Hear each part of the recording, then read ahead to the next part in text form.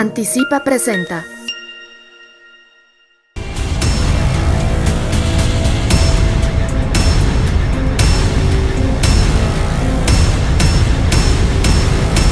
Mundo Ejecutivo presenta Trinchera Empresarial TV, en guerra por nuestros empleos.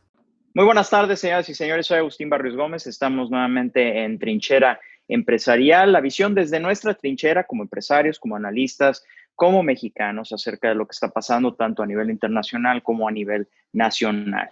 En estos días se cumplen 2 años del inicio de la administración del licenciado López Obrador, una transición que él mismo le ha llamado una cuarta transformación de manera histórica, recogiendo los grandes momentos de la historia de México y comparándose con estas mismas. Hoy le vamos a dar una bienvenida, una transformación interna nuestra y estamos muy contentos de contar con una nueva cara, una nueva voz aquí en Trinchera Empresarial, la muy reconocida Verónica Vaz. Y pues el resto del panel sigue como siempre. Tenemos con nosotros a Gerardo Gutiérrez Candiani, tenemos con nosotros a Dieter Holz y tenemos con nosotros a Larry Rubin. Entonces, para regresar a este tema y para darnos un poquito de contexto acerca de los claroscuros de estos 2 años de la administración del licenciado López Obrador, iniciamos contigo, Gerardo. ¿Cuál es tu percepción acerca de estos 24 meses? Bueno, yo haciendo un resumen de estos 2 primeros años, yo creo que hoy nos enfrentamos con un principal objetivo, que es el defensa de las libertades. Yo creo que esto es fundamental. Si pudiéramos definir el gobierno de la 4T, yo diría que es un gobierno que ha generado crisis económica de manera muy importante, histórica, y sobre todo ha promovido mucho la división de la sociedad. Yo creo que eso ha sido un rasgo fundamental. Esta generación, este discurso de división, pues creo que ha sido muy, muy perjudicial y nos va a traer muchos años de volver a reconstruir este tejido social que tanto trabajo nos había costado. Estamos viviendo un modelo económico su generis, un modelo económico populista de izquierda, muy asistencialista, que también pues es un modelo además que ya lo vivimos en los años 70 y fue un modelo que no nos fue bien en el país. Y bueno, lo que vemos es también un estado de crisis generalizada, donde hemos tenido caídas tanto de la inversión pública como la inversión privada históricas, y un recorte del gasto también dramático. Eso es lo que estamos. Ahora, hay temas que me preocupan mucho y que creo que son prudentes comentar. Por ejemplo, el tema de la democracia. Yo creo que ahí tenemos uno de los grandes retos, la defensa de la institución de la democracia, el INE. El mantener su autonomía es fundamental. La parte de los órganos reguladores como contrapesos constitucionales lo hemos ido perdiendo. Y también ahí está uno de los grandes retos, mantener nuestros órganos autónomos o lo que queda de los órganos autónomos. Tenemos en cuanto a la parte económica, como saben, 5 trimestres consecutivos a la baja. Desde el año pasado ya tuvimos una recesión, un decrecimiento, y este año pues las estimaciones realmente son dramáticas. El Fondo Monetario Internacional pues vaticinó una caída de más del 10%, con un rebote para el 21 de solamente el 3.3%. ¿Qué quiere decir esto? Que no vamos a tener una V o una U de recuperación, sino va a ser pues más bien una crisis de mediano y largo plazo. Tenemos también grandes retos que este gobierno ha dado para atrás, y creo que es un tema de salud, pues muy importante para la economía y salud pública. Abarca estos 2 grandes temas, como son las energías renovables, con el peligro de que nos quedemos sin energías, tanto la industria como las familias en México. La parte de salud, con este nuevo modelo, pues lo que ocasionó fue también un desabasto muy importante, tanto de medicinas como de todo el sistema de salud pública. Y bueno, tenemos efectos en estos 2 años realmente muy importantes. El tema de pobreza, con una estimación de más de 10 millones de nuevos pobres. El tema del empleo, con estimaciones que van de 12 a 15 millones de gentes que van a perder tanto de manera informal como empleo informal como formal. Un tema que creo que es fundamental y que ha afectado a las inversiones es la confianza del inversionista, pues ese se ha visto muy mermado.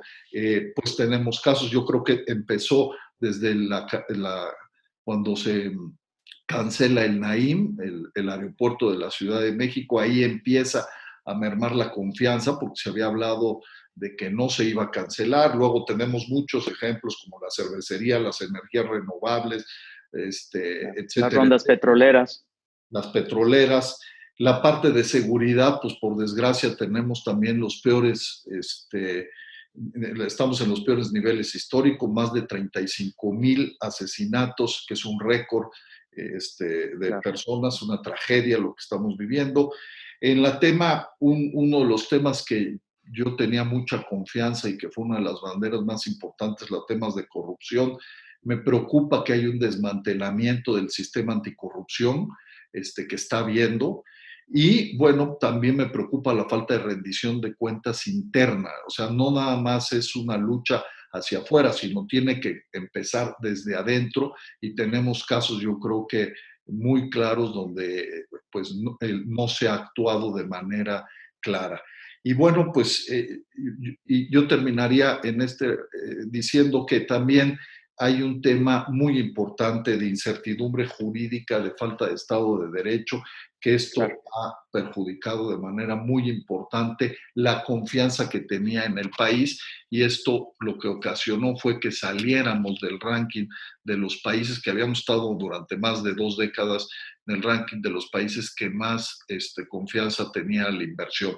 Entonces, yo lo que sí veo es un cóctel ahí muy, muy complicado en estos 2 años, donde realmente pues el país se ha debilitado en muchas de sus partes, en la parte de Estado de Derechos, en la parte de seguridad pública, en la parte de certidumbre jurídica, en la parte de salud, en la parte sobre todo también de los contrapesos constitucionales, ya sea división de poderes, órganos autónomos, y eso pues realmente sí me preocupa mucho. ¿Qué creo que ha sido algo interesante que ha hecho? Y yo con eso me quedaría en el tema positivo, relevante, porque seguramente habrá cosas menores, pero no tan relevantes, es el apoyo que se dio al Tratado de Libre Comercio de Norteamérica, que bueno, pues por ser un gobierno de izquierda, pues se podría pensar que no, pero yo creo que ahí sí hubo un compromiso muy claro desde un principio, y creo que es una buena noticia la firma del TECMEC. Pero de ahí los datos son realmente dramáticos, son muy duros.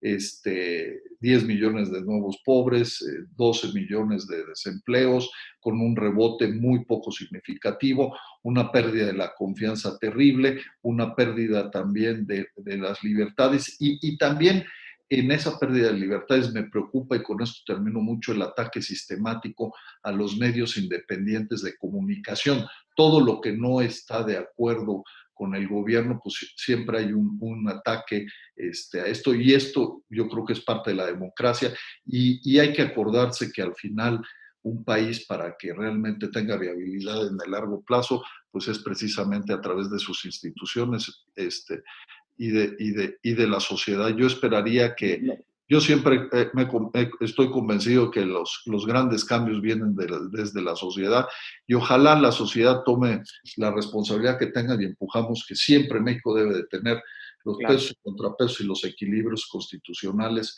y sobre todo no perder lo bueno que ya se había ganado. Todo un lanzamiento de campaña, Gerardo.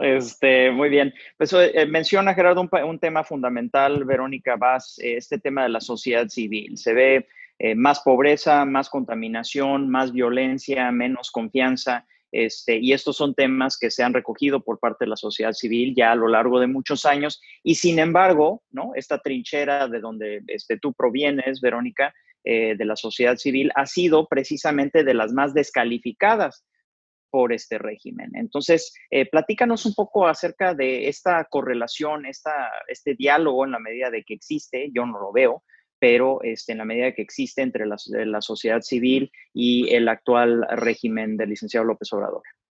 Claro que sí, gracias Agustín. Pues digo, nada más para agregar un punto al listado de Gerardo, otra cosa que ahí me parece un gran error de este gobierno ha sido desaprovechar el conflicto entre China y Estados Unidos para poder atraer más inversión y que México pueda traspasar mucha de la inversión que hoy está en Asia.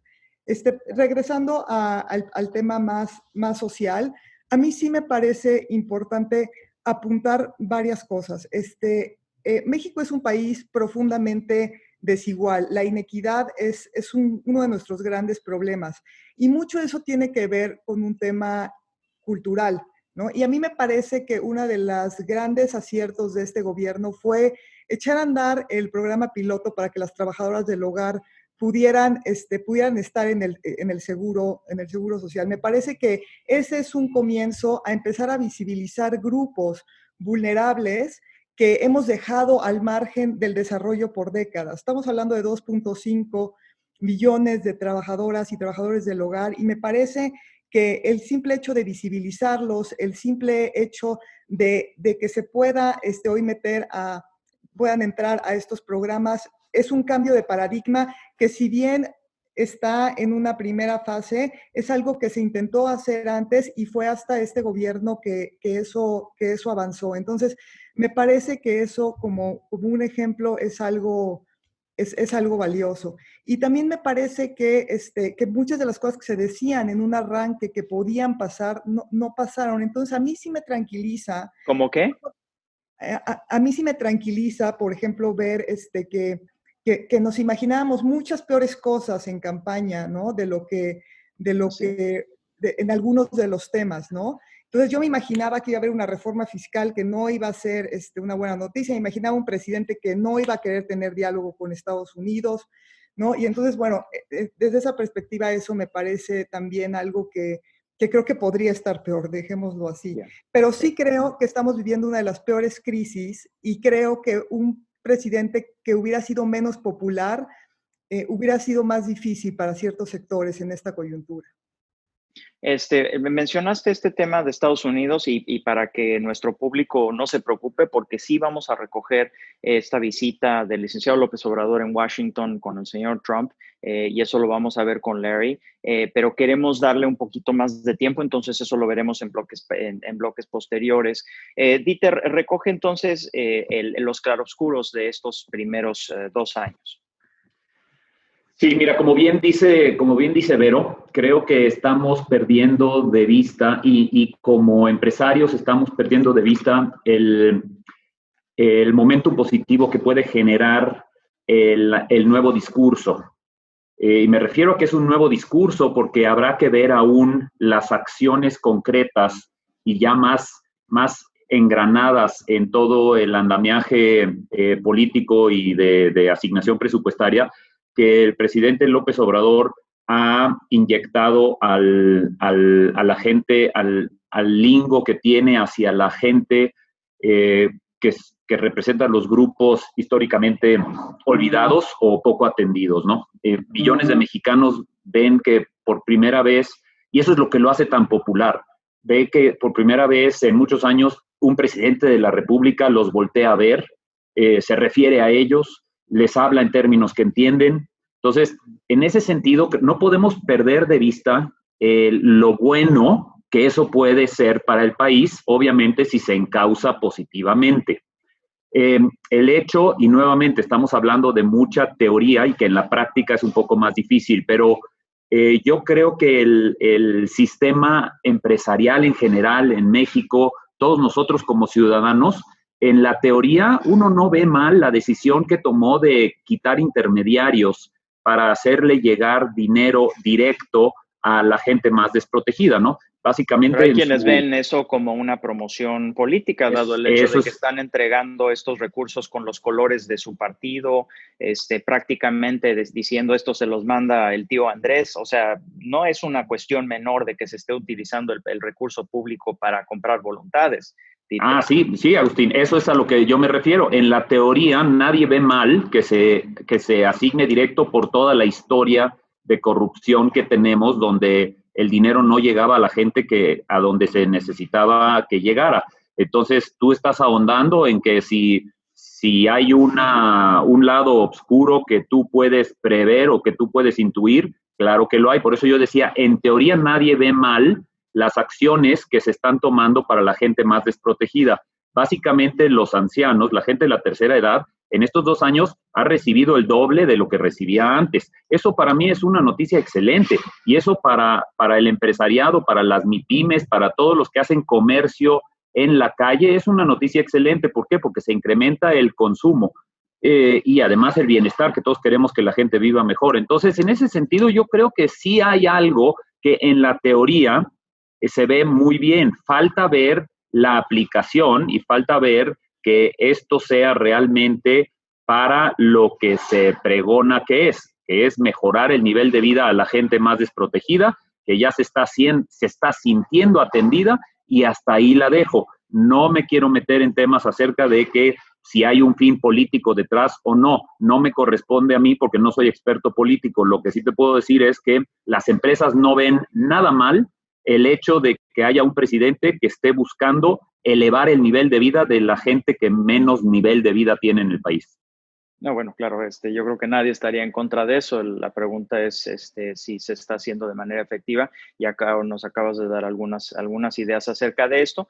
Vamos a ir al corte comercial a nuestro auditorio en Facebook Live. Vamos a continuar derechito, pero quienes nos ven en los canales de televisión de paga y demás, vamos al corte comercial y regresamos. Y regresando, precisamente vamos a recoger temas de fundamental importancia para esta semana. Vamos a hablar con Larry Rubin acerca de la visita precisamente Andrés Manuel López Obrador a Washington por petición del presidente estadounidense.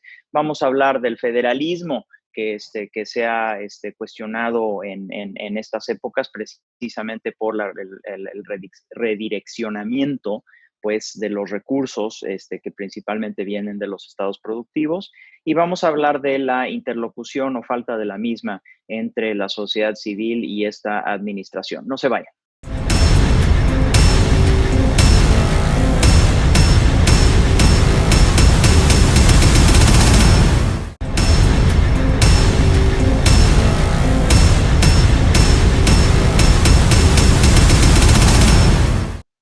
Estamos de regreso en Trinchera Empresarial, hoy con una mesa ampliada.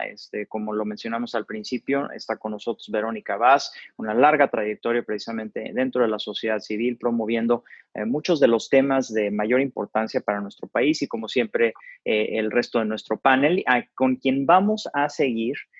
Larry, no podemos dejar a un lado el hecho de que precisamente esta semana se da una junta muy cuestionada entre el presidente de los Estados Unidos y el actual presidente de México. Esto se da en Washington por petición del presidente americano, en un contexto donde hay un proceso electoral por allá. Se especula que pudiera ser motivado por este tema de que busca el voto hispano el señor Trump, y como bien puso Enrique Krause en un editorial en el Washington Post, en el New York Times, si no mal recuerdo, justo estos días, habla de que esto podría ser inclusive un quid pro quo por lo que sucedió en la reunión de la OPEP, en donde México puso una serie de niveles de producción basados sobre los cuales se iban a dar las cuotas, en donde México puso niveles de producción que son fuera de la realidad en términos de lo que estaba haciendo, y entró al quite, entre comillas, el señor Trump, precisamente para salvarle la cara a la administración actual mexicana, y esta sería una de las facturas que se estaría cobrando. ¿Cuál es tu observación acerca de esta reunión y qué esperas de ella? ¿Puede ser, en este contexto, puede llegar a ser bueno para México? Pues muchas gracias, Agustín. Pues fíjate que mi lectura es totalmente diferente. Yo creo que la relación comercial México-Estados Unidos es vital para México, es vital para Estados Unidos. Y nosotros como empresarios sabemos que cuando te habla tu proveedor o tu cliente más importante, pues reaccionas, ¿no? O sea, entonces así tenemos que ver esta relación comercial México-Estados Unidos. Se necesitan mutuamente, necesitan alinearse también, porque hemos visto en los últimos meses una desalineación con el empresariado en México, que a fin de cuentas el empresariado mexicano mexicano y el empresariado norteamericano, pues es prácticamente una simbiosis natural. Entonces no puede estar distanciado el empresariado mexicano sin estar distanciado también de la inversión. Esa es una falacia, ¿no? Entonces yo creo que aquí es importante marcar, vital que se reúnan, me parece maravilloso que lo hagan en Washington, fue una invitación, no fue una, como se ha manejado mucho, que lo está solicitando. A ver, el presidente de Estados Unidos no puede solicitarle a nadie ni forzar a nadie que haga algo, ¿no? Naturalmente tiene fuerza porque es la economía más grande del mundo, ¿no es cierto? Entonces, tampoco hay que perder la visión de eso, ¿no? O sea, Estados Unidos, México firmó un tratado con la economía más grande del mundo, un logro excepcional que sí logró esta administración, particularmente con la negociación conducida por el subsecretario Jesús Seade. Entonces, creo que es muy importante que se sienten. Ha habido mucha incertidumbre a la inversión, muchísima incertidumbre por la salida, por el tema de Constellation, por el tema de las energías renovables, ¿no? Entonces, creo que es propicio que se sienten porque México tiene que mandar una señal clara al empresario norteamericano y por ende al empresario mexicano de que quiere inversión extranjera. Naturalmente, si hay inversión doméstica sería maravilloso, pero creo que este es el momento. Si se está sentando con alguien que está en campaña, pues sin duda, ahorita es el momento, ¿no? O sea, no hay mejor momento que hacerlo ahorita. ¿Le va a beneficiar a Trump el que se reúnan? Honestamente, en cuestión electoral, no. ¿Por qué? Porque el voto que se necesita no es el hispano. Como vimos en la elección anterior, el presidente no ganó por el voto hispano. El voto hispano es muy bajo en Estados Unidos, lamentablemente. Donde ganó es Ohio, Pensilvania, Michigan, que normalmente, mi querido Agustín, no se enteran si el presidente de México va o no va, o qué dice o qué no dice. Ohio, Pensilvania, Michigan, estados clave que no tienen nada que ver con la visita presidencial de Andrés Manuel López Obrador. Entonces, una falacia creada aquí por críticos mexicanos que sin duda no entienden el proceso electoral de Estados Unidos, y Ohio, Pensilvania, Michigan no tienen un interés. Es un poco más complicado que eso, Larry, tú lo sabes. Y de hecho, esa invitación a la que haces referencia fue prácticamente una mano torcida. O sea, el presidente mexicano había dicho en múltiples ocasiones que no tenía absolutamente ningún interés en ir. Y él llega al muro y en ese momento dice, ya va a venir. Pero yo no lo veo como una mano torcida, al contrario, yo creo que la relación entre México y Estados Unidos está en un high point, está bastante fuerte la relación bilateral, comercialmente hablando también, y no hay que olvidarnos, es la economía más grande del mundo, es un cuarto del total, ¿no? Entonces, no es que le estén torciendo el brazo, yo creo que al contrario, esta es una invitación en donde también se le pidió a Justin Trudeau asistir, no va a ir por temas de agenda, pero ese es otro tema. El tema central es que México y Estados Unidos se necesitan mutuamente. Entonces, si esta reunión se da ahorita, yo creo que no hay mejor momento para hacerlo, más con la entrada del TEMEC. Entonces, es un momento clave, definitivo, se tiene que hacer, sí. Esperarse hasta que haya un nuevo presidente o sea reelecto el presidente Trump sería un gravísimo error. Yo creo que ahorita... Larry, ¿qué opinas tú en el comparativo de hace 4 años exactamente, por ahí de fines de agosto, Luis Videgaray intercede con Jared Kushner para traer a Trump a México justo cuando como candidato republicano iba abajo en las encuestas, y fue durísimamente criticado el gobierno de México por realizar esa visita y esa reunión, a lo cual después el mismo gobierno dijo que había sido un error.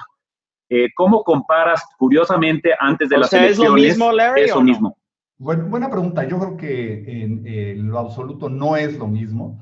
Son condiciones muy diferentes. Creo que la relación México-Estados Unidos se ha venido fortaleciendo en los últimos años de una forma espectacular. Vemos, a diferencia con otros mandatarios, el presidente Trump es muy respetuoso y ha sido muy respetuoso con la figura del presidente López Obrador, aunque son de ideologías separadas y diferentes, ¿no? Uno es de derecha y otro es totalmente... Sí, pero personalmente se parecen mucho. O sea, es un poder unipersonal, son visiones únicas, son cultos a la personalidad y una serie de cosas. O sea, eso es exactamente igual.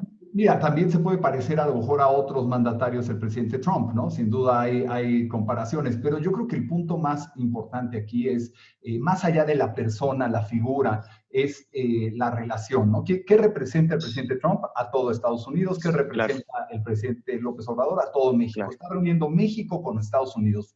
Nos tenemos que olvidar un poco de la persona y centrar en que esta es una relación bilateral, están reuniendo los dos países y que es vital que estén coordinados y que el presidente López Obrador aproveche esta oportunidad para dejar en claro que sí quiere la inversión, esperemos que así sea el mensaje, y que quiere que los inversionistas vengan a crear millones de empleos a México y que quieran dejar miles y miles de millones de dólares en México. Estaremos muy pendientes de eso. Pero de ganar el actual favorito, que es Joe Biden, que lleva entre 9 y 14 puntos de ventaja en las encuestas, lo más probable es que haya nuevamente un mayor enfoque, como ha sido históricamente cierto, por parte de Estados Unidos acerca de las faltas en México a derechos humanos, acerca de los retrocesos democráticos y todo eso tiene que ver con la sociedad civil, en la cual tú has participado a lo largo de tu carrera.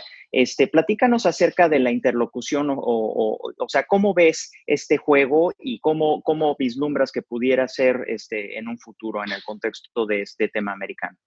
Bueno, me parece muy importante decir que uno de los grandes errores desde mi perspectiva del presidente López Obrador es cómo se separa de personas y actores y grupos clave que lo habían apoyado por los últimos 20 años, ¿no?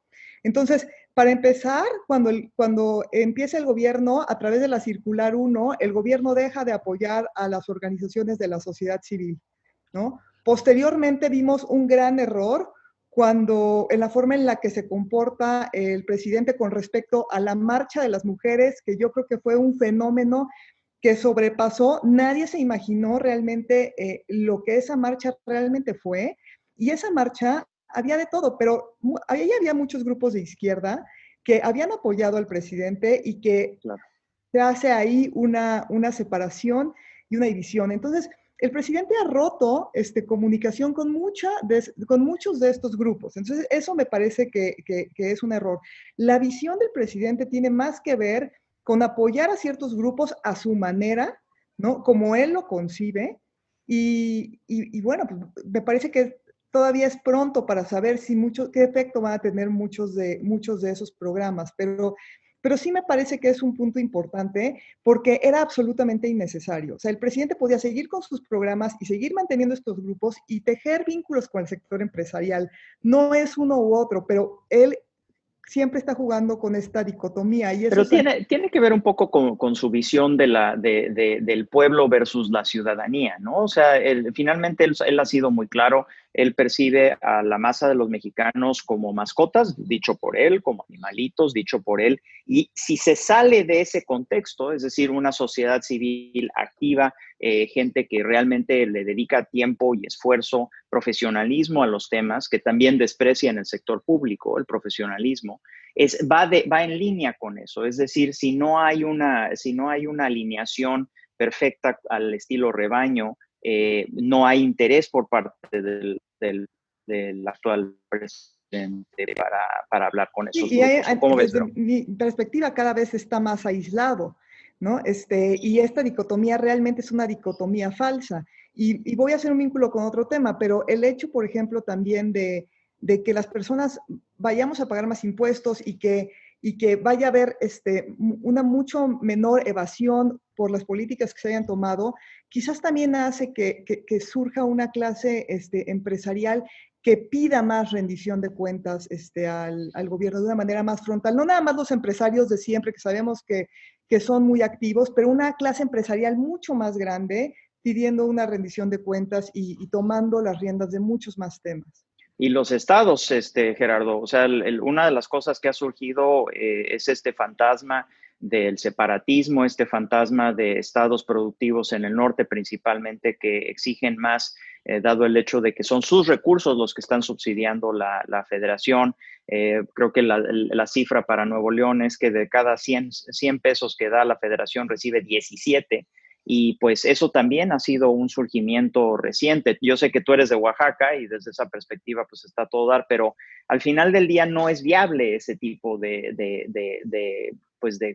extorsión hacia unos para beneficio de otros en el largo plazo, ¿no? Sí, yo quisiera recoger varios temas que platicaron aquí mis compañeros. Sí, efectivamente la polarización política yo creo que no se había dado de esta magnitud desde los 70 y un reflejo es precisamente que yo no tengo uso de razón de que los estados quieran cambiar el pacto fiscal o estén francamente pues totalmente en desacuerdo con la federación en todos sentidos, ¿no? Por la falta de apoyo, por la falta sobre todo en temas de salud y seguridad, que son temas que afectan mucho a la población. Ya olvídate de un programa contracíclico contra la economía a favor del empleo y las empresas, pues eso ya es impensable, pero de la salud y de la seguridad, que son dos de los grandes temas que más afectan, pues han tenido cero apoyos y eso es parte del reclamo sistemático que tienen los estados hacia la federación. Pero yo quisiera hacer dos, tres reflexiones. Lo de Dieter, que dice, yo creo que todos estamos a favor de que no haya inequidad. Yo creo que lo que hay que diferenciar es un sistema asistencialista como el que estamos viviendo, que eso en todo el mundo no genera igualdad, sino lo que un gobierno, para quitar la inequidad se necesita hacer un sistema que genere oportunidades, empleo y vida digna y que eso pueda generar una mejor distribución de la riqueza. Pero lo que no puedes distribuir, lo que ha fracasado toda la vida, es distribuir la pobreza. Tienes que generar riqueza para que haya distribución y haya mejor equidad. Hay programas muy viables como lo de los ancianos. Yo creo que eso es un gran logro, que él lo empezó además desde cuando era jefe de gobierno, que yo creo que la gente de la tercera edad no tiene oportunidades de trabajo y eso lo aplaudo, pero sí no hay que confundir la inequidad con un sistema asistencialista que no ha funcionado ni va a funcionar y está comprobado.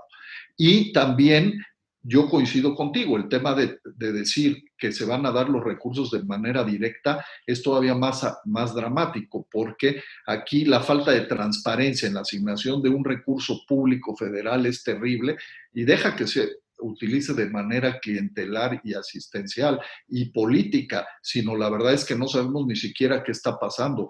Y la realidad es que muchos, en todas las ciudades donde va, una de las grandes demandas es que no le están llegando los recursos a la gente que le tiene que llegar. Entonces, los filtros que había, que no todos eran malos, era precisamente para la transparencia de esos recursos públicos y que se manejaran de manera transparente. Entonces, eso es otra de las cosas que me preocupa mucho.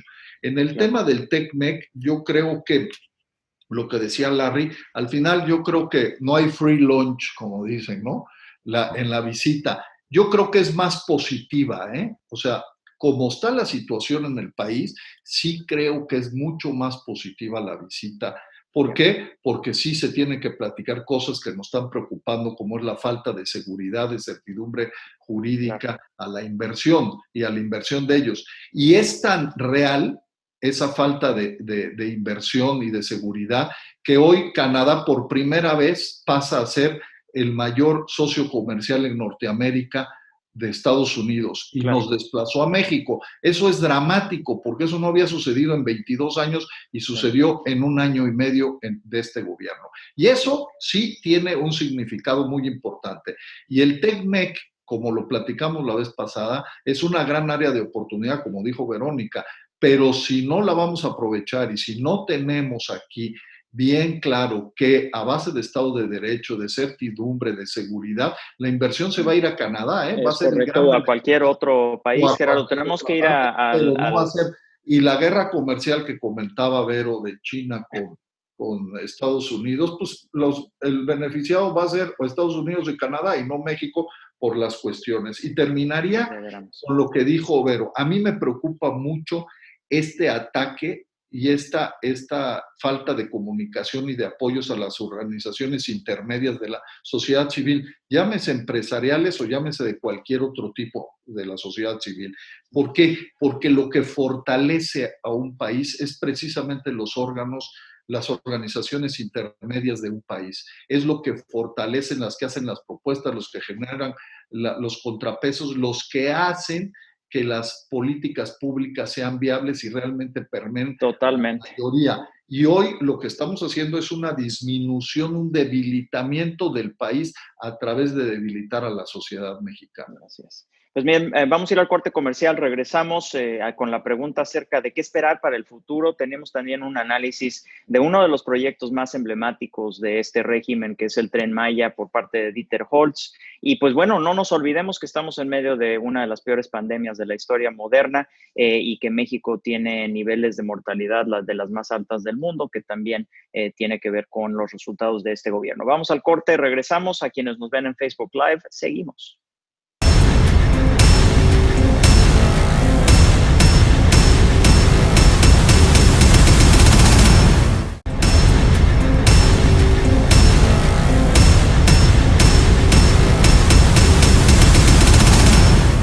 Bienvenidos de regreso a Trinchera Empresarial en esta mesa hoy ampliada con Verónica Vaz, y precisamente regreso contigo, Verónica, acerca del futuro, que tú has tenido múltiples ocasiones de convivir con líderes académicos, con representantes de la sociedad civil que recogen estos reclamos. Precisamente, pues la sociedad civil no es más que la sociedad misma organizada. Recogen estos reclamos, hacen propuestas, llaman la atención. Mencionaste el tema de los feminicidios, que fue despreciado por la administración actual, y sin embargo sigue en la agenda. ¿Qué te gustaría ver de los próximos 4 años acerca de esta llamada cuarta transformación? Agustín, a mí lo que me gustaría ver sería un gobierno más flexible, abierto y dispuesto a aprender de sus errores y a hacer prueba y error. A mí me parece que es un gobierno que entró con un plan, se le vino la peor crisis, ¿no?, de salud y económica que jamás nos hubiéramos podido imaginar y no ha podido recalibrar, ¿no? Y tampoco ha sido capaz de decir, intento esto, no funciona, aprendo. Me parece que hay una enorme arrogancia de decir, por 18 años nosotros sabíamos cómo hacer las cosas y así es como se hacen y no nos vamos a mover de aquí. Entonces, me parece que en la medida en la que no tengamos un gobierno más abierto, cada vez va a ir perdiendo más grupos de apoyo, y eso puede ser algo también bastante delicado en sí mismo. A mí me parece que sí hay algunos temas que son pequeños logros, como por ejemplo a lo mejor también tener un gobierno con menos excesos, con menos personas, más eficiente, ¿no? Pudiera ser. Pero esas metas y esos programas se quedaron cortos a comparación de lo que estamos enfrentando hoy. Entonces, o cambia el gobierno y se vuelve más flexible a lo que está ocurriendo, o vamos a seguir avanzando en esta crisis. Ahora, creo que también es importante decir que si bien es algo que a mí me gustaría ver del gobierno, es algo que también me gustaría ver de muchos otros sectores de la sociedad que están en contraposición al presidente y al gobierno, y que están enfocando mucho más tiempo en hacer críticas que en sentarse y ver, a ver, no vamos a cambiar al presidente, por lo menos no lo hemos logrado hasta ahora en estos temas. ¿Qué sí vamos a hacer coordinados y unidos para poder avanzar los temas que son importantes y generar los contrapesos que se necesitan y innovar? Porque al final son nuevos tiempos, se va a tener que innovar en todas las áreas, y es importante que empresas, sociedad civil, o sea, empecemos a generar nuevos mecanismos para influir y lograr el impacto social que el país necesita. Dieter, continuando con este tema de los próximos 4 años, tú y yo tenemos posiciones encontradas acerca de uno de los proyectos emblemáticos del Tren Maya. Yo recojo la parte de que, pues, de entrada no es económicamente viable, no es un proyecto que tenga un futuro, por lo menos desde la perspectiva del sector privado. Hay el tema de la violación a la biosfera de Shankan, acerca de meter una vía férrea por uno de los últimos lugares prístinos de nuestro país. Y sin embargo, tú lo ves como algo positivo y pues finalmente se está haciendo. Entonces, platícanos un poco acerca de eso. Sí, mira, vuelvo al tema que en la teoría veamos cómo opera y cómo se ejecuta, ¿no? Ahora, yo te preguntaría, económicamente viable, yo creo que la tasa interna de retorno social es muy alta. Ahora, económicamente viable como para generar ingresos y tener una tasa de retorno en temas financieros, pues yo te preguntaría si el sistema alemán de trenes, el sistema ferroviario de trenes en Alemania, alguna vez ha sido financieramente viable. Nunca, nunca. Sin embargo, es la columna vertebral del desarrollo rural de un país como Alemania, ¿no? En ese comparativo, Yo te digo, Alemania tiene 33,000 kilómetros de trenes con 7 veces menos de kilómetros cuadrados de tierra. México tiene aproximadamente 1.9 millones de kilómetros cuadrados con 20,000 kilómetros en vías, pero Brasil tiene 30,000 kilómetros, Argentina tiene 37,000 kilómetros, Canadá tiene 77,000 y Estados Unidos ya ni se diga, tiene 294,000 kilómetros de vías Entonces, férreas, con el ¿no? Tren Maya se va a luchar contra la pobreza en Yucatán. Es un enfoque, es la intercomunicación, es básica y clave para una zona en cualquier país del mundo que está totalmente desconectada. Aquí estamos hablando de 1,500 kilómetros, que es lo que se piensa que el Tren Maya va a recorrer, y pasa por 5 estados. Va a tener 18 estaciones. ¿Y por qué las estaciones son tan importantes? Porque se piensa, hay un plan de generar comunidades sustentables alrededor de las estaciones que se van a generar, ¿no? Entonces, en ese sentido, lo que se vislumbra, y hay un aval de la ONU, de hecho, la ONU está trabajando muy cercano a Fonatur y muy cercano al gobierno para precisamente avanzar con una buena planeación en este tren, ¿no? Pero es un detonante claro de un ordenamiento económico. ¿Y por qué te hacía el comparativo con los demás países? Porque en algún lado tienes que empezar, ¿no? Y si tú juntas esto con el corredor interoceánico del Istmo de Tehuantepec, pues estás hablando a algo equivalente al detonante que fue el Canal de Panamá. Entonces, no es menor, y creo que la visión es la correcta. Otra vez, habrá que estar muy cerca para ver cómo se ejecuta y cómo se va manejando. Sí, ciertamente, uno de los riesgos, hay 2 riesgos. Uno de los riesgos es que los 150,000 millones de pesos que dicen que va a costar acaben costando 300 o 400 millones, como somos buenísimos en México para que suceda, ¿no? Y entonces sí, la tasa de retorno social pues empieza a disminuirse. Y el otro gran riesgo es que tienes, más bien es una deficiencia, es que como pasas por ciertas reservas ecológicas, pues tú no puedes subirle a la velocidad al tren. Entonces va a ser a fin de cuentas, un tren algo lento en muchos de los pasos, ¿no? Entonces no va a tener la efectividad que tienen los trenes en otros países del mundo. Pero, ¿qué se va a lograr? 1 millón de generación de empleos, solamente 80,000 en la construcción, o sea, va a haber 1 millón de nuevos empleos. Va a haber... mejor conocido como lo que se perdió el martes pasado. Lo que se piensa es que va a haber un incremento en todo el turismo de la zona, principalmente Cancún y zonas aledañas, de 1.5 días más. Y eso pues te da una derrama de 16,000 millones de pesos al año.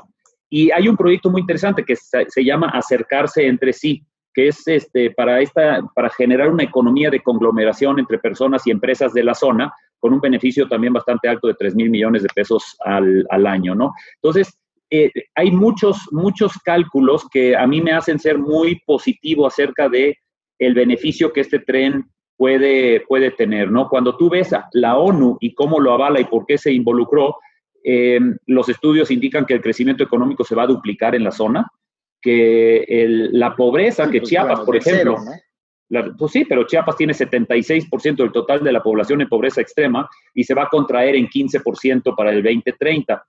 Si no se hace nada, se estima que de 6.1 millones de pobres que tiene Chiapas va a pasar a 7.2 millones de pobres. Entonces, creo que, vuelvo a lo mismo, es algo que esencialmente en su objetivo es correcto.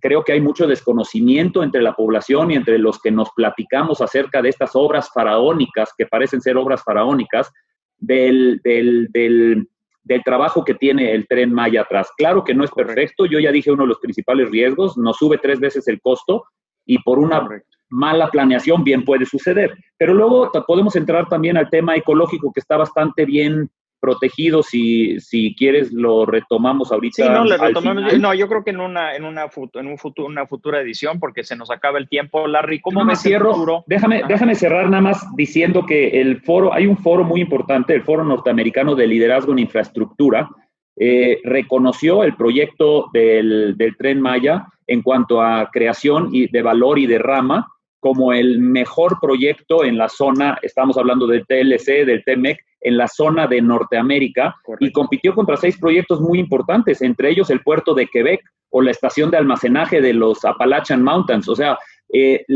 sí, cuando uno analiza, el beneficio puede ser muy alto.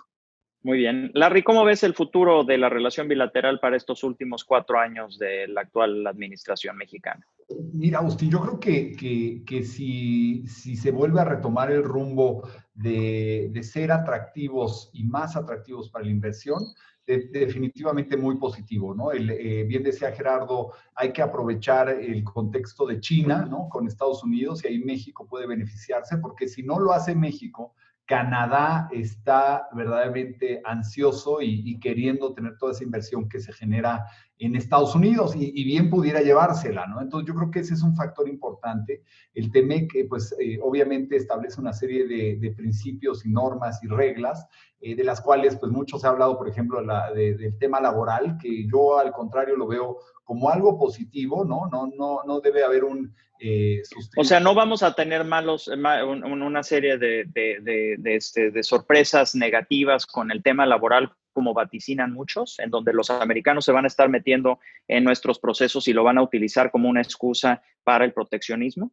No, yo no lo veo así, inclusive se puede usar a la inversa si es que se desearía, ¿no? Aquí lo que se trata es que, digamos, en cumplimiento, todos sabemos que a veces, pues, México ha lamentablemente fallado, ¿no? Y lo que se busca aquí es que sí haya cumplimiento, porque si no hubiera habido acuerdo en el tema del comercio, pues final de cuentas no se hace, ¿no? Yo creo que esta administración del presidente Trump sí está en serio con regionalizar el comercio, y qué mejor que México está uniendo a la economía más grande del mundo. Bueno, pues la próxima semana vamos a tener tu comentario, Larry, acerca de cómo estuvo esta visita esta semana del licenciado López Obrador ahí a Washington.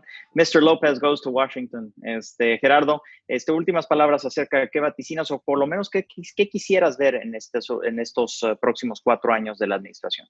Yo comparto con Vero, tiene que haber un cambio profundo donde se respete a la ciudadanía, la participación, se vuelvan a restablecer los pesos y contrapesos, la división de poderes, porque hacia donde vamos, según Coneval, pues es dramático. O sea, hoy tenemos 42% de pobreza moderada y 7% de pobreza extrema. Hoy estamos en 56% de pobreza moderada y podemos llegar a un 20% de pobreza extrema. Tenemos una crisis económica que se pueden perder, o ya se perdieron 12 millones de empleos. El tema de salud no está funcionando, no hay una respuesta al tamaño de la dimensión que se tiene. La violencia y la seguridad tiene que volver a ser un tema fundamental. Yo no digo que se haya hecho muy bien las cosas antes o se hayan hecho bien, pero se tienen que hacer, tiene que haber un combate y una propuesta del Estado mexicano ante la seguridad y la violencia que estamos viviendo. Yo quiero ver que la bandera más importante, como es la corrupción, sí tenga resultados visibles, que hoy no los veo. Y quiero también, como mexicano, que no se polarice a la sociedad. Al revés, necesitamos un país unido. Entonces, un cambio de estructura, un cambio de enfoque, el Estado de Derecho, Estado de Derecho, Estado de Derecho, como decía Cedillo. Tengo 1 minuto y medio, Verónica, últimos comentarios. No, simplemente nada más decir que es momento de observar, aprender y redireccionar para todos. Eso, mero. Muy bien, pues agradezco mucho, como todas las ediciones de Trinchera Empresarial, hoy con un grupo ampliado por parte de Verónica Vaz, Gerardo Gutiérrez Candiani, Dieter Holtz, Larry Rubin. Les agradezco mucho a todos su participación. Estaremos de regreso la semana que entra. Ya quedamos con Larry, que nos va a hacer un especial análisis acerca de qué vimos en Washington, los claroscuros de esa visita, y después de 2 años aquí como parte de esta sociedad mexicana, ahora con un nuevo régimen, también pendientes de los procesos democráticos que vienen en el 2021, que serán una prueba acerca de la vocación o no democrática de la actual administración. En nombre de todo este equipo de Trinchera Empresarial y de Mundo Ejecutivo, agradecemos mucho su atención. Hasta la semana próxima.